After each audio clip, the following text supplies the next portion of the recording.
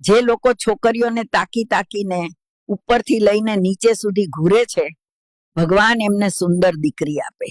શાસ્ત્રો મુજબ દરેક કુંવારી દીકરીમાં 9 દેવીઓનો વાસ હોય છે. પણ લગ્ન પછી કઈ દેવી એક્ટિવ થશે એ પતિના કર્મો પર આધાર રાખે છે. જ્યારે પણ દીકરીના લગ્ન થાય ત્યારે કુટુંબ, પરિવાર અને સમાજ નાચવા અને ખાવા ઊભો રહેશે. પણ જ્યારે એ જ દીકરી દુઃખી અને તકલીફમાં હોય છે ત્યારે એક કુટુંબ, પરિવાર અને સમાજના લોકો ક્યાં ખોવાઈ જાય છે. કોણ કહે છે કે પ્રેમ બતાવવા માટે તાજમહેલ બનાવવો પડે? ઘરકામથી થાકેલી પત્નીને 1 ગ્લાસ પાણી પીવડાવો, એ પણ પ્રેમ જ છે. અમુક સ્ત્રીઓ યુવાનીમાં પત્ની બનીને અલગ રહેવાની વાતો કરે છે અને ઘડપણમાં સાસુ બનીને સાથે રહેવાની દલીલો કરે છે. રામાયણ આખી વાંચી લ્યો, શ્રવણ કેટલું ભણેલો અને તેના ગુરુ કોણ હતા તે ક્યાંય જોવા નહીં મળે.